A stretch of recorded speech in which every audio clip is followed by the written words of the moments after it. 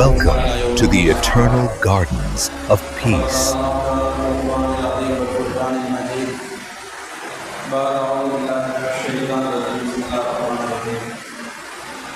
سبحانك لا علم لنا إلا ما علمتنا إنك أنت العليم الحكيم صدق الله العظيم. எல்லா புகழும் இறைவனுக்கு ஷாந்தாரா அவன் ஒருவருக்கே உரித்தாகத்தான். அவனின் அருமை நாயகம் முஹம்மது ரசூலுல்லாஹ் ஸல்லல்லாஹு அலைஹி வஸல்லம் அவர்கள் மீதும் அவர்களுடைய அந்த சஹாபாக்கள், தாபீன்கள், தபீன்கள் நல்லவர்கள் நம் அனைவர்கள் மீதும் அல்லாஹ்வின் சாந்தியும் சமாதானமும் என்று விளவரமாக. ஆமீன். அஸ்ஸலாமு அலைக்கும் வரஹ்மத்துல்லாஹி வபரகாத்துஹு. அல்லாஹ் ஜல்ல ஷானுஹு அளப்பெரும் கிருபையினால் மகத்தான அல்லாஹ்வின் மாதம் என்று சொல்லப்படுகிற ரஜப் மாதத்தில், இந்த மாதத்தின் நிறைவிலே நாம் இருந்து கொண்டிருக்கிறோம். அடுத்து வரவிருக்கிற ஷாபான், அதைத் தொடர்ந்து மாதங்களின் வசந்தமாக வரவிருக்கிற ரமலான் என்று அடுத்தடுத்து அற்புதமான மாதங்கள் நம்மை எதிர்நோக்கி வந்து கொண்டிருக்கிற வேளையில், பொதுவாக ரஜப் என்றாலே நிறைய வரலாற்று நிகழ்வுகள் நடந்தேறி இருக்கிற ஒரு மாதம் என்றாலும் கூட, ரஜப் என்றதும் நம் நினைவுக்கு வருகிற ஒரு அற்புதமான வரலாற்று நிகழ்வு, உலகத்தில் எந்த மனிதனாலும் கற்பனைக்கும் எட்டாத, அவனால் நினைத்தும் பார்க்க முடியாத ஒரு பெரும் மௌஜிசாவை அற்புதத்தை அல்லாஹ் நிகழ்த்தி காட்டிய மாதம் இந்த ரஜப் மாதம். இந்த மாதத்திற்கு ஒரு பெயர் ஷஹ்ருல்லா என்பார்கள். இது அல்லாஹ்வின் மாதம் என்பதாக. இப்போ நாம் யோசித்து பார்க்கிறோம், பொதுவாக ரஜப் மாதத்தில் நடந்த விண்ணுலக பயணம், மனித சிற்றறிவு பல்வேறு விஷயங்களை அறிவு கொண்டு யோசித்தாலும் கூட சில விஷயங்கள் அறிவுக்கு அப்பாற்பட்ட விஷயங்களாக, மனித அறிவுக்கு புலப்படாத, அறவே எட்டாத விஷயங்களாக இருந்தாலும் கூட அவைகள் நடந்தேறுகிற போது நம்பித்தான் ஆக வேண்டும் என்கிறது இஸ்லாம்.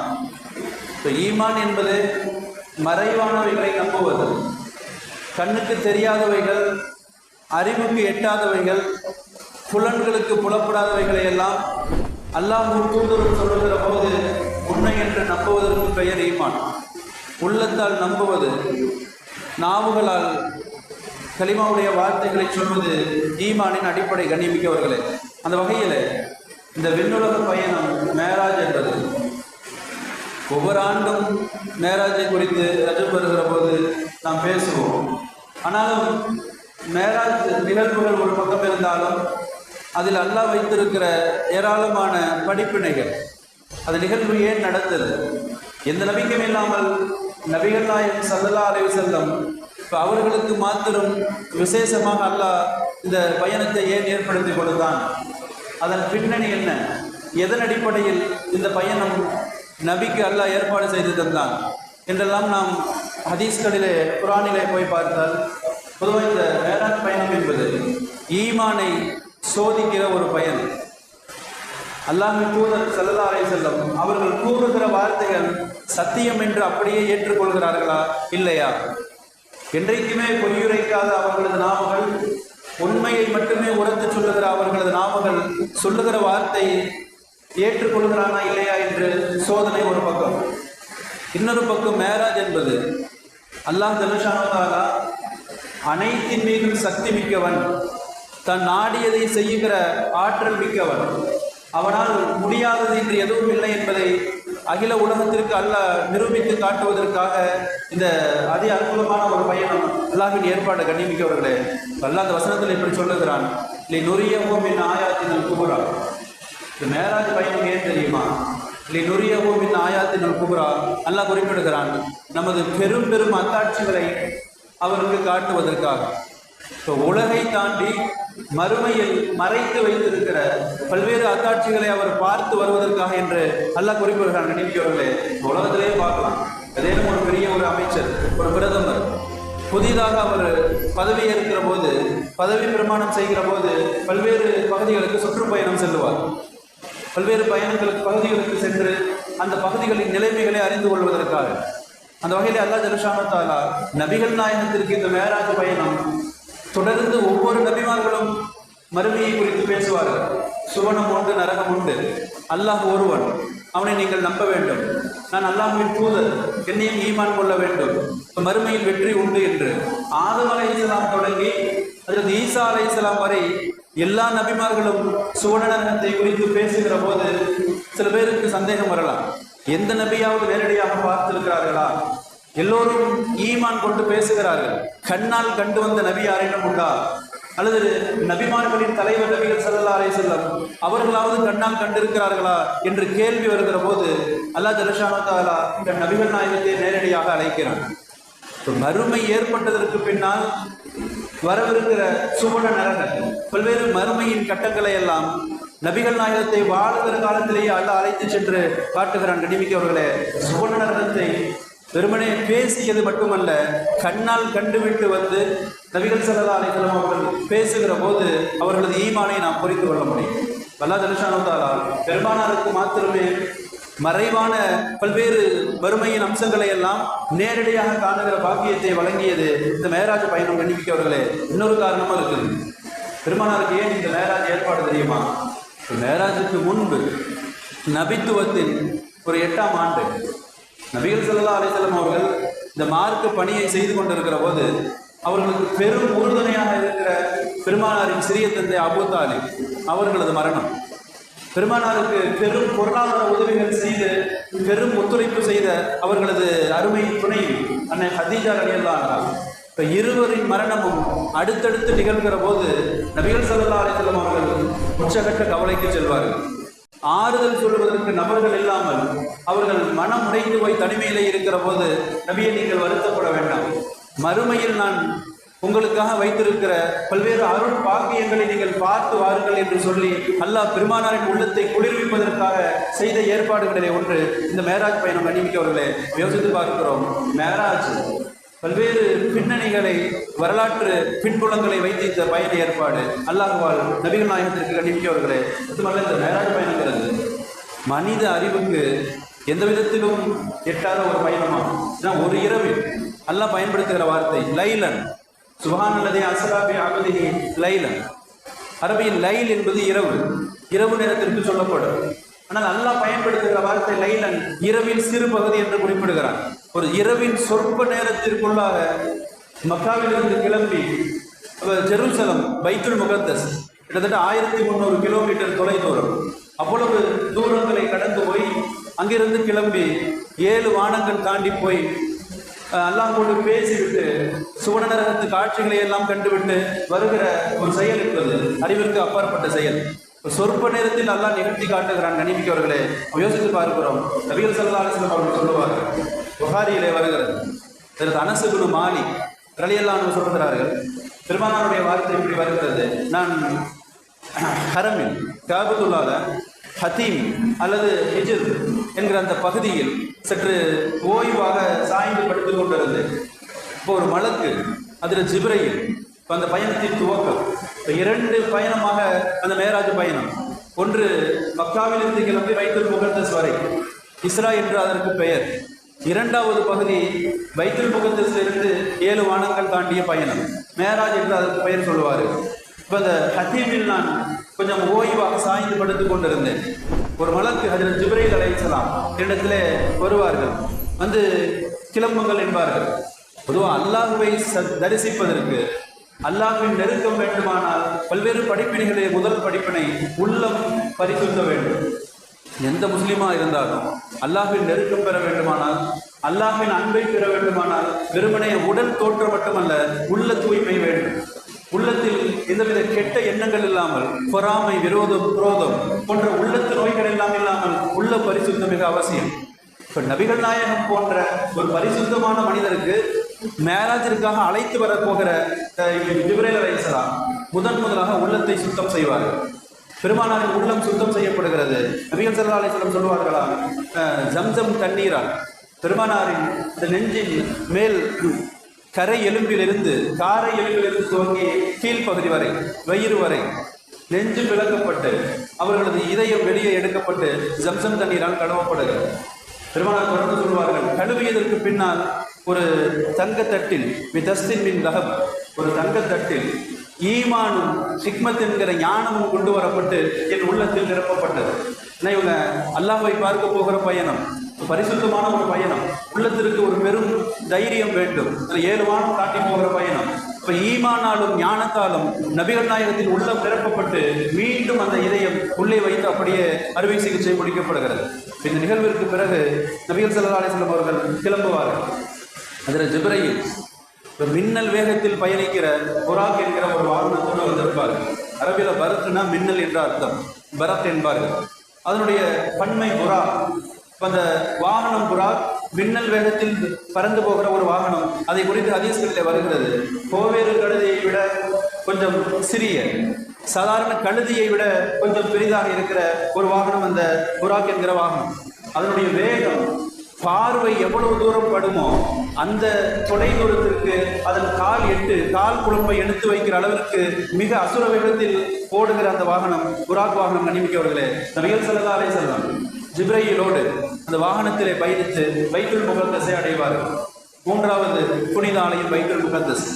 பெருமானார் ஸல்லல்லாஹு அலைஹி வஸல்லம் பைத்துல் முகத்தஸை அடைந்ததற்கு பின்னால் புராக்கை அங்கிருக்கிற ஒரு சங்கிலியில் கட்டுவார்கள். பல்வேறு நபிமார்கள் வாழ்ந்த காலங்களில் அவர்கள் வாகனங்கள் கட்டப்படுகிற அந்த சங்கிலி, அதே சங்கிலியிலேயே கட்டுவார்களாம். கண்ணிமிக்கவர்களே, யோசித்து பார்க்கிறோம். இந்த புராக் வாகனத்தை குறித்து இந்த அமெரிக்க ஜெர்மன் விஞ்ஞானிகள், மண்ணியல் ஆய்வாளர்கள் இந்த பூமி மண்ணை ஆய்வு செய்து உலகில் எந்தெந்த நாடுகள் எல்லாம் பெட்ரோலிய வளம் கொண்ட நாடுகள் என்று ஆய்வு செய்கிற போது முடிவை இப்படி சொல்லுகிறார்கள், வளைகுடா நாடுகள் என்று எழுதுகிறார்கள். பல்வேறு சவுதி உட்பட வளைகுடா நாடுகள். அப்ப விளக்கம் சொல்லுகிறார்கள், இந்த வாகனம் புராக் எந்தெந்த நாடுகளின் மீது அது பறந்து சென்றதோ, பாய்ந்து சென்றதோ, அந்த பகுதிகள் எல்லாம் பெட்ரோலிய வளம் கொண்ட பகுதிகளாக அல்லாஹ் ஆக்கி வைத்திருக்கிறான் என்று சொல்லுகிறார்கள். கண்ணிமிக்கவர்களே, யோசித்து பார்க்கிறோம். மட்டுமல்ல, இன்னொரு படிப்பினை, அந்த வாகனத்தை நபிகள் நாயகம் சங்கிலியால் கட்டி வைப்பார்கள். இது இறை நம்பிக்கைக்கு மாற்றம் அல்ல, அப்படியே உட்கார்ந்து போயிடும் அப்படிங்கிறது இல்லை. இப்போ இதன் மூலம் நமக்கு படிப்பினை சொல்லி தருகிறார்கள். எந்த ஒரு முஸ்லீமும் அல்லாஹ் மீது நம்பிக்கை வைத்திருக்கிற அதே வேளை முயற்சியையும் கைவிட்டு விடக்கூடாது.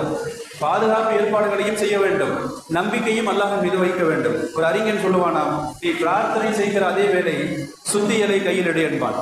ஒரு முஸ்லீம் முழுமையாக நான் அல்லாஹ்வை நம்புகிறேன் என்று எந்த முயற்சியும் இல்லாமல் அமர்ந்து விடுவது அழகல்ல. நம்பிக்கையும் வேண்டும், கடின உழைப்பு வேண்டும். எண்ணிக்கையவர்களே, நபிகள் ஸல்லல்லாஹு அலைஹி வஸல்லம் தொழ வைப்பார்கள். அது ஒரு தொழுகை நேரம். ஒட்டுமொத்த நபிமார்களுக்கும் இமாமாக நின்று நபிகள் நாயகம் ஸல்லல்லாஹு அலைஹி வஸல்லம் அவர்கள் 2 ரக்காத் தொழ வைப்பார்கள் பைத்துல் முகத்தஸ் புனித ஆலயத்தில்.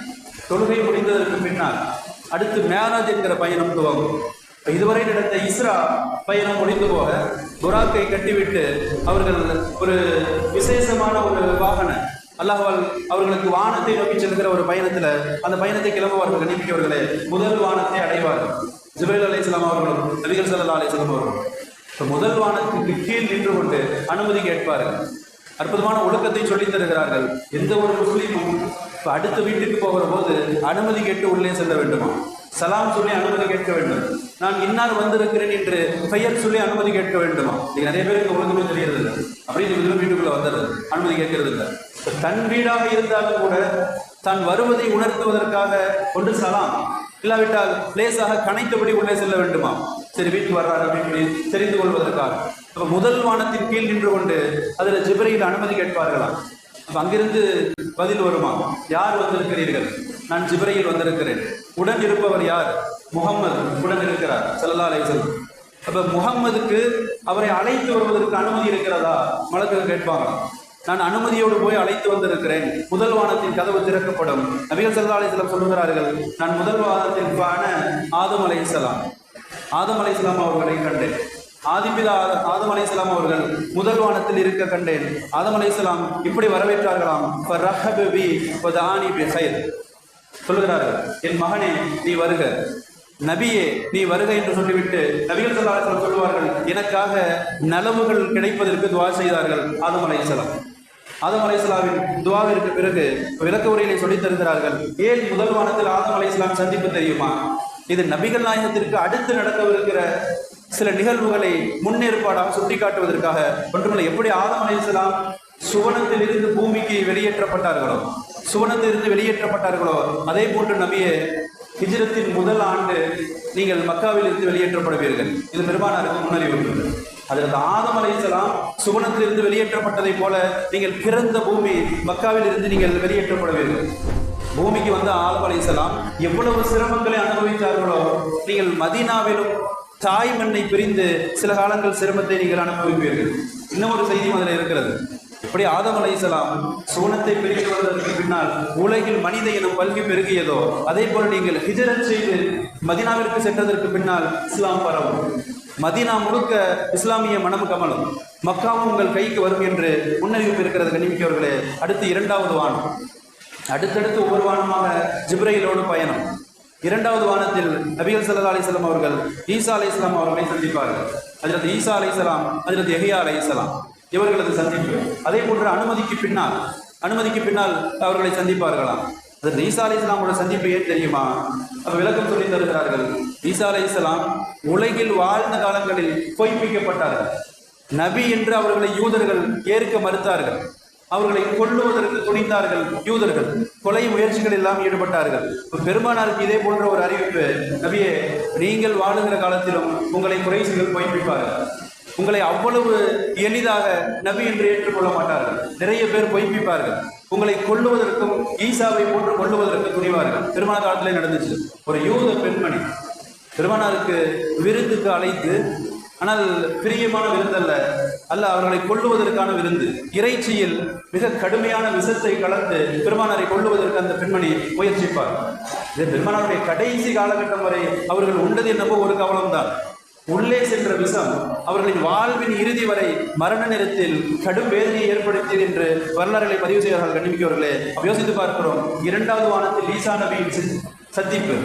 ஈசாவை போல நீங்களும் கொலை முயற்சிக்கு உட்படுத்தப்படுவீர்கள் என்று வரலாறு சொல்கிறது. கண்ணிமிக்கவர்களே, யஹ்யா அலைஹிஸ்ஸலாம் இரண்டாவது வானத்தில் அவர்களோடு சந்திப்பு. யஹ்யா அலைஹிஸ்ஸலாம் சந்திப்பு ஏன் தெரியுமா? இப்போ உலகில் யஹ்யா என்கிற பெயர் அவர்களை தவிர வேறு யாருக்கும் இல்லை. அல்லாஹ் சூட்டிய பெயர் யஹ்யா என்கிற பெயர். அதற்கு முன் எவருக்கும் வைக்கப்படாத ஒரு பெயர். பெருமானாருக்கும் அல்லாஹ் அறிவிக்கிறான், நபியே முஹம்மது என்கிற பெயரும் அதற்கு முன்பு வரை யாருக்கும் இல்லை. இப்ப நபிகள் நாயகத்திற்கு மாத்திரமே விசேஷமான பெயராக, பிரத்யேகமான பெயராக முகமது என்கிற பெயர். இப்ப யஹ்யாவை போல உங்களுக்கும் முகமது என்கிற பெயர் விசேஷமான பெயர் என்று அல்லாஹ் குறிப்பிடுகிறான். கண்ணிமிக்கவர்களே, அடுத்து மூன்றாவது வானம். அனுமதிக்கு பிறகு நம்ம யூசுப் அலைஹிஸ்ஸலாம் அவர்களை சந்திப்பார்கள். ஒவ்வொரு வானத்திலையும் தன் சகோதர நபிமார்களை சந்திக்கிறார்கள் நபிகள் ஸல்லல்லாஹு அலைஹி வஸல்லம். மூன்றாவது வானத்தில் யூசுப் அலைஹிஸ்ஸலாம் சந்திப்பு ஏன் தெரியுமா? நபி யூசுஃபை உடன் பிறந்த சகோதரர்களை வீட்டை விட்டு அவர்களை வெளியே கொண்டு போய் ஒரு பால் கிணற்றில் தள்ளிவிட்டு அவர்களை கொல்லுவதற்கு முயற்சிப்பார்கள். ஆனால் அல்லாஹ்வின் அருளால் சில காலங்களுக்கு பின்னால் நபி யூசுப் அலைஹிஸ்ஸலாம் சகோதரர்களை வென்று காட்டி செய்த தவறுகளை எல்லாம் மன்னிப்பார்கள். இப்ப பெருமானாருக்கு அல்லாஹ் உணர்த்துகிறான், அதே போன்று நீங்களும் உங்களை ஊரை விட்டு வெளியேற்றிய, பிறந்த மண்ணை விட்டு வெளியேற்றிய அந்த குறைஷிகளை நீங்கள் மன்னிப்பீர்கள் என்று சொல்லி அல்லாஹ் அவர்களுக்கு உணர்த்துகிறான். நடிக்கிறவர்களே, இது பெருமானார் காலத்திலே நடந்தது. ஹிஜ்ரி 3ல உஹது போர்ல ஒரு வதந்தி பரவும். பெருமானார் கொல்லப்பட்டு விட்டார்கள். நவுதுபில்லாஹ். அப்ப இந்த வதந்தி பெரும் தீயாய் பரவும். இதை யூசுப் அலைஹிஸ்ஸலாம் வரலாறுலையும் அப்படித்தான். தந்தை யாக்கூப் அலைஹிஸ்ஸலாம் இப்ப மகன் யூசுப் கொல்லப்பட்டதாக நினைத்து வருத்தப்படுவார்கள். அதே போன்ற ஒரு வதந்தி உங்கள் வாழ்க்கையில் நடக்கும் என்று அல்லாஹ் குறிப்பிடுகிறான். நினைக்கிறவர்களே, இப்ப மூன்றாவது வானத்தில் யூசுப் அலைஹிஸ்ஸலாமோட சந்திப்பு. அடுத்து நான்காவது வானத்துல நபி இத்ரீஸ் அலைஹிஸ்ஸலாம் அவர்களோடு நான்காவது வானத்துல பெரும்பாலான சந்திப்பு ஏற்படுகிறது. கண்ணிமிக்கவர்களே, ஏன் காரணம் தெரியுமா? உலகில் முதலாக பேனாவை எடுத்து எழுத்துக்களையை அறிமுகம் செய்த நபி இத்ரீஸ் அலைஹிஸ்ஸலாம். பேனாவால் எழுத்துக்களையை, மிக அற்புதமான ஒரு எழுத்தாளர், உலகம் முழுக்க எழுத்துக்களையை அறிமுகம் செய்த ஒரு பெருமை நபி இத்ரீஸ் அலைஹிஸ்ஸலாம் அவர்களுக்கு சேரும். கண்ணிமிக்கவர்களே, பெருமானாருக்கு அல்லாஹ் உணர்த்துகிறான், நபி இத்ரீஸை போலவே நீங்களும் பெரும் பெரும் கடிதங்கள் எழுதி காஃபிர் மன்னர்களுக்கு இஸ்லாமின் பக்கம் அழைப்பு தருவீர்கள். இப்போ இத்ரீஸை போலவே நீங்களும் கடிதங்கள் மூலமாக பெரும் பெரும் மன்னர்களுக்கு அழைப்பு விடுப்பீர்கள் என்கிற முன்னறிவிப்பை அல்லாஹ் சொல்லித் தருகிறான். கண்ணிமிக்கவர்களே, அடுத்து ஐந்தாவது வானத்தில் நபி ஹாரூன் அலைஹிஸ்ஸலாம். ஐந்தாவது வானம் நபி ஹாரூன் அலைஹிஸ்ஸலாமோடு சந்திப்பு. ஹாரூன் அலைஹிஸ்ஸலாமுடைய நிகழ்ச்சி என்ன அப்படின்னு சொன்னால், ஆரம்பத்தில் மக்கள் அவர்கள் மீது கடும் கோபம் கொள்வார்கள். ஹாரூன் அலைஹிஸ்ஸலாமின் கூட்டம் இந்த யூதர்கள் சில காலங்களுக்கு பின்னால் கோபம் அப்படியே அன்பாக மாறும். அவர்களை மிக அதிகமாக நேசிக்க ஆரம்பித்து விடுவார்கள். பெருமானாருக்கு அல்லாஹ் சொல்லுகிறான், அதே போன்று காஃபிர்கள் இப்ப உங்களை வந்து எதிர்க்கிறாங்க, உங்கள் மீது கடும் கோபம் கொள்கிறார்கள். ஆனால் இஸ்லாமிய வெற்றிக்கு பிறகு அருமை சஹாபா பெருமக்களாக உயிரை விட உங்களை நேசிக்க ஆரம்பிப்பார்கள் என்கிற ஒரு முன்னறிவிப்பை அல்லாஹ் சொல்லி தருகிறான். கண்ணிமிக்கவர்களே, மட்டுமல்ல இந்த ஹாரூன் அலைஹிஸ்ஸலாமுடைய சந்திப்புல எப்படி யூதர்கள் பெருமானார் காலத்துல வாழ்ந்த யூதர்கள் பெருமானாரோடு ஒப்பந்தம் செய்வாங்க, நாங்கள் உங்களோடு இருப்போம், யாரேனும் எதிரிகள் வந்தால் நாங்கள் உங்களோடு சேர்ந்து எதிர்ப்போம் என்ற ஒப்பந்தம். ஆனால் யூதர்கள் குறைசிகளை சேர்த்து கொண்டு பெருமானாரை எதிர்த்து வந்தார்கள், ஒப்பந்தம் மீறுதல். அது போன்று நடக்கும் என்கிற முன்னறிவிப்பு இருக்கிறது. கண்ணிமிக்கவர்களே, 6வது வானத்தில் நபி மூசா அலைஹிஸ்ஸலாம் அவர்களோடு சந்திப்பு. 6வது வானத்தில் மூசா அலைஹிஸ்ஸலாம் கலீமுல்லா, அல்லாஹ்வோடு பேசிய ஒரு நபி. மூசா அலைஹிஸ்ஸலாம் பேசிட்டு பெருமானார் கிளம்புகிற போது மூசா அலைஹிஸ்ஸலாம் அழுவார்கள். காரணம் கேட்டபோது சொல்லுவார்களாம், இந்த இளைஞர் முகம்மது இவ்வளவு இள வயதில் ஒரு பெரும் சமுதாயத்தின் நபியாக ஆக்கப்பட்டிருக்கிற இந்த இளைஞர் முகம்மது நாளை மறுமையில் என் சமுதாயம் பனு இஸ்ராயில் யூதர்கள் இவர்களின் எண்ணிக்கையை விட மிக அதிக எண்ணிக்கையில் சுவனம் செல்வார்கள், அதை பார்த்து நான் அழுகிறேன் என்று மூசா அலைஹிஸ்ஸலாம் சொல்வார்களாம். மன்னிப்பிக்கவர்களே, இப்ப நபிகள் நாயகத்தின் உம்மத் சமுதாயம் என்கிற சிறப்பு ஒரு பெரும் கூட்டம். இப்ப யூதர்களின் மூசா நபியின் கூட்டத்தை மிஞ்சுகிற அளவிற்கு ஒரு பெரும் கூட்டம் சுவனத்திற்கும் செல்லும் என்கிற சுபச்செய்தி அங்கே உண்டு. கண்ணிமிக்கவர்களே, மட்டுமல்ல 6வது வானத்தில் மூசா அலைஹிஸ்ஸலாமுடைய சந்திப்புக்கு இன்னொரு விளக்கமும் சொல்லி தருகிறார்கள். மூசா அலைஹிஸ்ஸலாம் வாழ்ந்த காலத்துல தன் கூட்டத்தை அழைப்பார்கள், பைத்துல் முகத்தஸை மீட்டெடுக்க வேண்டும், என்னோடு போர் செய்ய வாருங்கள் என்று அழைக்கிற போது அவர்கள் சொன்ன பதில் என்ன தெரியுமா? மூசாவே, நாங்கள் இங்கே அமர்ந்திருக்கிறோம், பக்கத்துலு நீயும் உங்கள் அல்லாஹும் சேர்த்து சண்டை செய்யுங்கள், நீயும் உங்கள் ரப்பும் சேர்த்து சண்டை செய்யுங்கள், நாங்கள் அமர்ந்து இங்கே வேடிக்கை பார்க்கிறோம் என்று சொன்ன கூட்டம் மூசா நபியின் கூட்டம். கண்ணிமிக்கவர்களே, இதே போன்று பெருமானார் வாழ்க்கையில ஹிஜ்ரி 6 உம்ராவிற்காக 1400 சஹாபாக்களை அழைத்துக் கொண்டு பெருமானார் வருகிற போது உம்ரா மக்காவில் நுழைய விடாமல் தடுத்து நிறுத்தப்படுவார்கள். கண்டிப்பார்களே, அப்ப 6வது வானத்தில் மூசா அலைஹிஸ்ஸலாமோட சந்திப்பு அவர்களது நிகழ்ச்சிகளை அப்படியே ஒத்த ஒரு நிகழ்வு. கண்டிப்பார்களே, 7வது வானம் இறுதியாக 7வது வானத்தை வந்துட்டாங்க. படிப்படியாக ஒவ்வொரு வானத்தில் ஒரு நபிமாரை சந்தித்து அவர்களோட துவாவை பெற்றதற்கு பின்னால் 7வது வானத்துல கலீலுல்லா நபி இப்ராஹிம் அலைஹிஸ்ஸலாம் பைத்துல் மஹ்மூர் என்கிற ஒரு பெரும் பள்ளி 7வது வானத்துல. இப்போ கிட்டத்தட்ட 70,000 மலக்குகள் தினமும் அங்கே வந்து தொழக்கூடிய ஒரு பள்ளி. எவ்வளவு பிரம்மாண்டமான பள்ளி அப்படின்னு சொன்னா, ஒரு முறை தொழுத மலக்கு வெளியேறிவிட்டால் மீண்டும் அந்த பள்ளிக்கு வரமாட்டாங்க.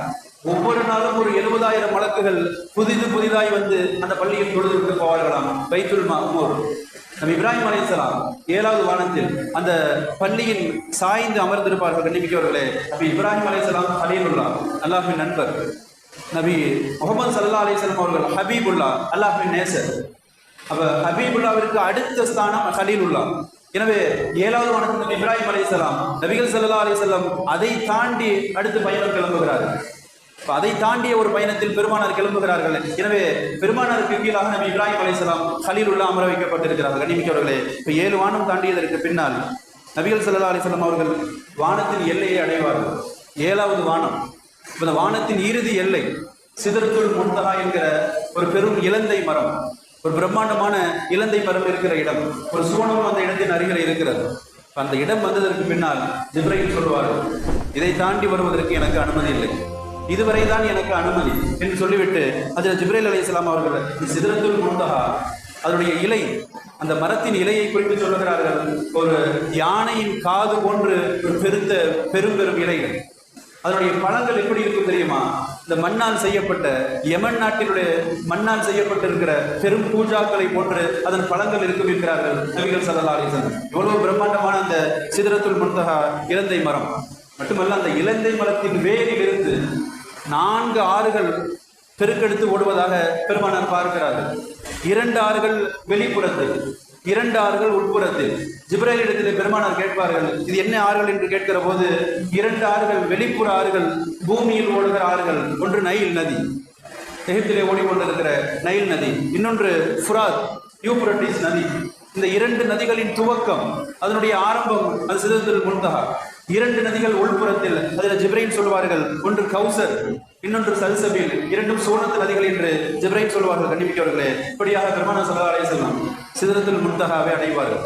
ஜிப்ரீல் அலைஹிஸ்ஸலாம் அதோடு தனித்து விடுவார்கள் கண்ணியமிக்கவர்களே. இப்போ அடுத்து நடக்கிற நிகழ்வுகள் எல்லாம் அல்லாஹ்விற்கும் பெருமானாருக்கும் இடையிலான நிகழ்வு.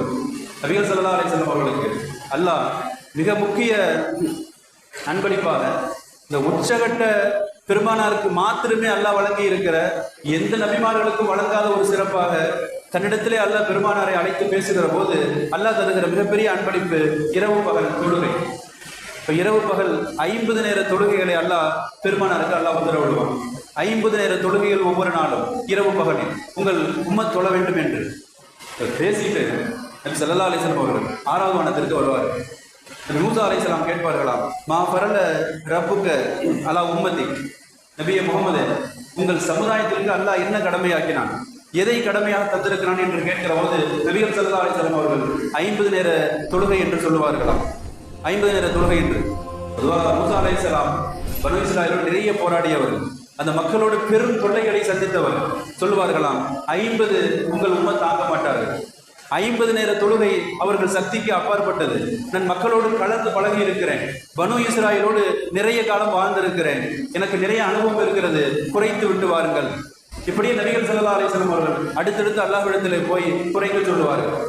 இப்போ 50 கடைசியில் 5ஆக வந்து நிற்கும், 5 நேர தொழுகை என்று வந்து நிற்கும். கண்ணிமிக்கவர்களே, இப்போ இதையும் குறைப்பதற்காக நபி மூசா அலைஹிஸ்ஸலாம் சொல்லுவார்கள், இதையும் உங்கள் உம்மத் தாங்க மாட்டார்கள், 5ம் அவர்களால் முடியாது, நீங்கள் குறைத்து வாருங்கள் என்று சொல்லுகிற போது பேசிக் கொண்டிருக்கிற போது அல்லாஹ்விடம் இருந்து அசரீர் கேட்கும், ஹம்ஸ் ஸலவாத்தின் குல்ல யௌமின் வ லைலா, 5 நேர தொழுகைகளை இரவு பகலில் லிகுல்லி நான் உங்கள் உம்மத்திற்கு கடமையாக்கி விட்டேன். அல்லாஹ் ஃபைனல் பண்ணிட்டான்.